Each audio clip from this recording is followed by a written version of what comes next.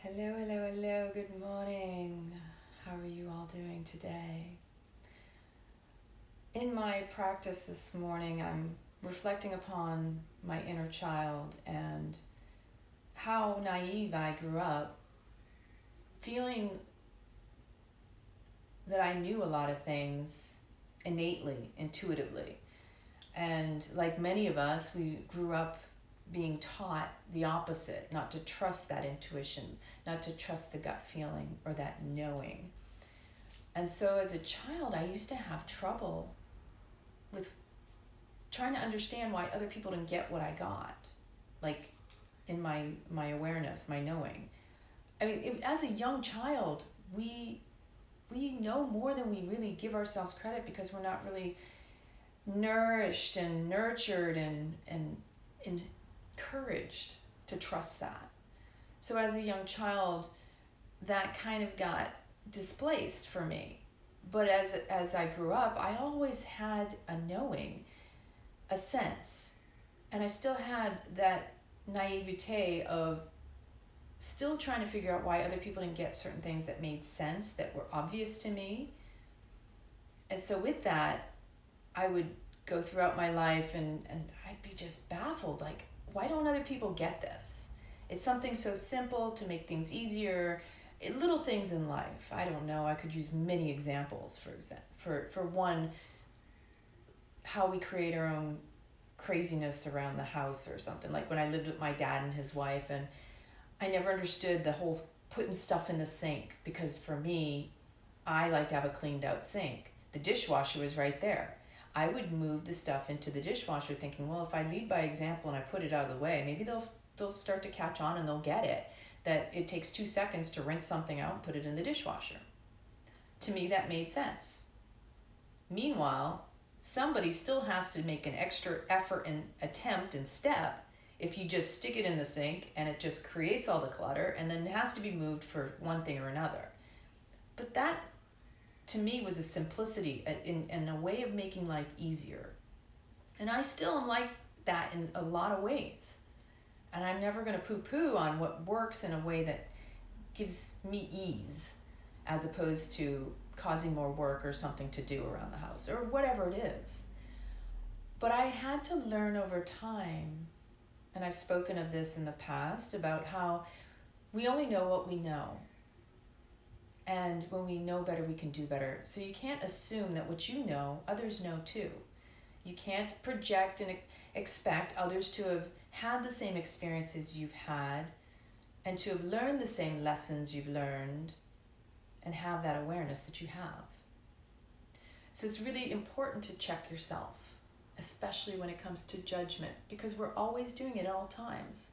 If you're reaching out, feeling the need to correct someone, to fit in with your ideals that you yourself have created in your life that work for you, that in itself is a judgment. That's the result of a judgment. Feeling that somebody else is not living up to your rules that you've established in your life. So you see them doing something and you feel the need to point them out,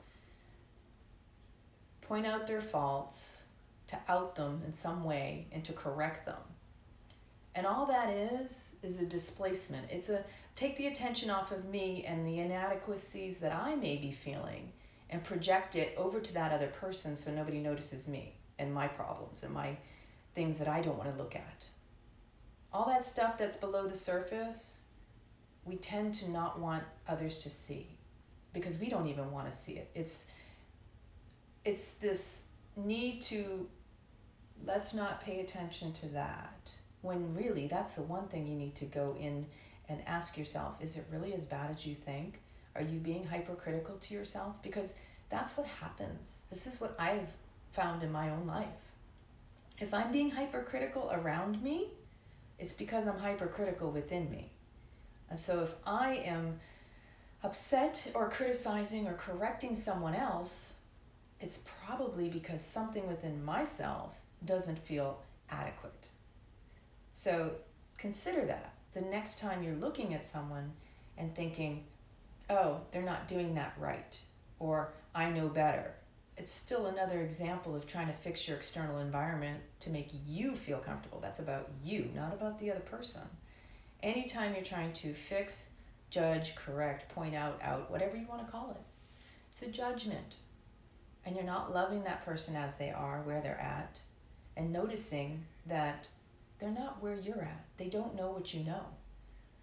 And so kindness matters in communication, no matter how you want to communicate a correction. Maybe ask a question. First one with yourself. Is it something that you're going to serve the other with, or are you going to maybe bring them down? So we're always seeking with communication to uplift the other, to serve them up themselves in the most beautiful and divine way that you can, just as you would want done unto you. Many of us live with an internal mantra or monologue or motto, and mine has always been the golden rule: do unto others as you would want done unto you. So I strive to treat others the way I would want to be treated, and be as loving and respectful and kind and considerate and listening as much as possible, because I know that's also something I would want in return.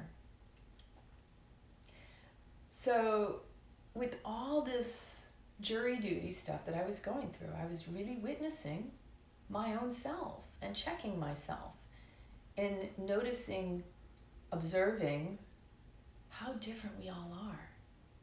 That when people speak up to speak, for example, if a judge asks you a simple question, can you actually answer that simple question? I saw that, I got that, but I witnessed how there are many people still struggling to be heard. So they go into a story that has nothing to do with the question, and the judge has to repeat the question, because all she needs is yes or no to answer the question. And other people, they don't see that. They feel they have to explain themselves.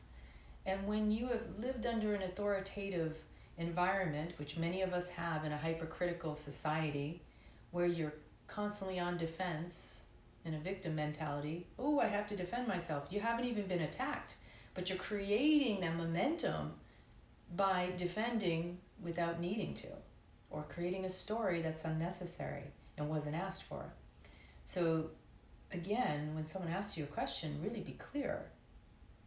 In that correction of your own stuff, be checking yourself where you're at.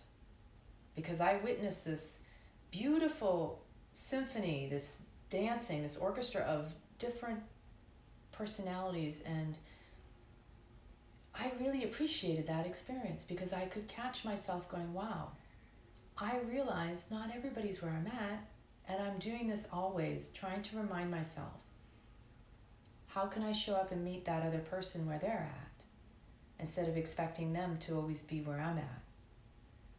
So sometimes the kindness is in just being there and holding the space for another person, instead of correcting them or feeling the need to fix or point out something in them. Because more often than not, if you are aligned in your own integrity, you give that other person that opportunity to show up, and they'll grow up even more through your presence and just holding them. There's no need to fix or fault anybody or out them. The reality is we're all self-correcting. That's what human beings do when given the opportunity and not had fingers pointed at them. And always remember, if you have one pointing out, you got those other three. That's the most important point of checking yourself. It's like a gun, and you don't need to be letting off a loose cannon. So, the ego is like a child, and you've got to really work with it, and you have to nurture it and mold it in a way that's more mature and able to be your servant and observe, so that you can also show up that much better each day. Self-correction is the only way. Nobody's going to fix you, and you're not there to fix anybody else.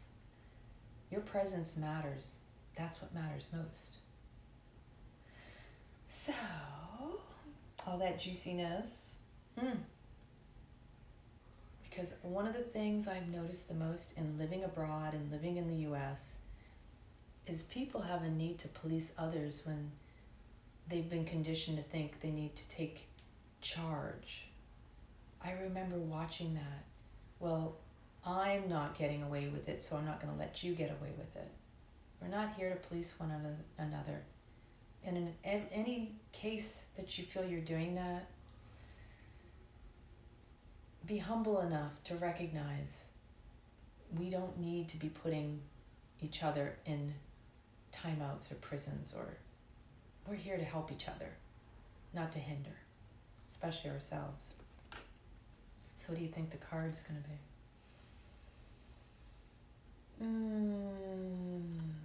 Surround yourself in love. Allow others to be loved by you. Give them permission to love you too.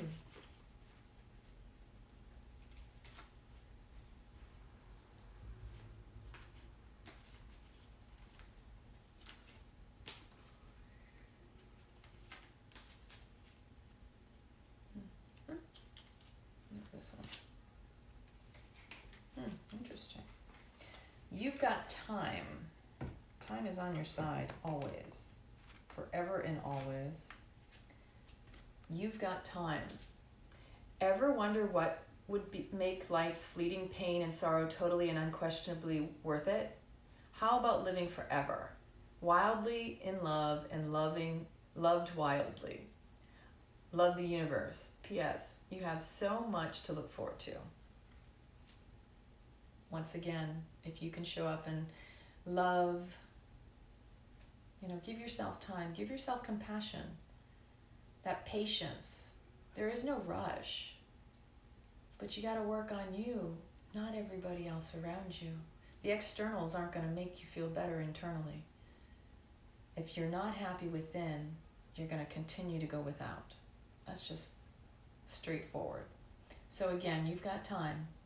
Ever wonder what would make life's fleeting pain and sorrow totally and unquestionably worth it? How about living forever, wildly in love and loved wildly? You have so much to look forward to. Love the universe. So remember that the next time you're encountering someone, try to look through loving eyes and see them as divine, as perfect as they are, instead of looking to correct or even project so that the attention's off of you, but instead make it about that unity, that union, the yoking of souls, the bringing together of people. Have patience for yourself so you can extend it to others. That's really where we all have to work on cultivating and nurturing. I know that's what that's my biggest gift and lesson and learning, is that it's all patience starting with self, and that is one of the roots of love. So much love to you today. Go out and love each other as you are.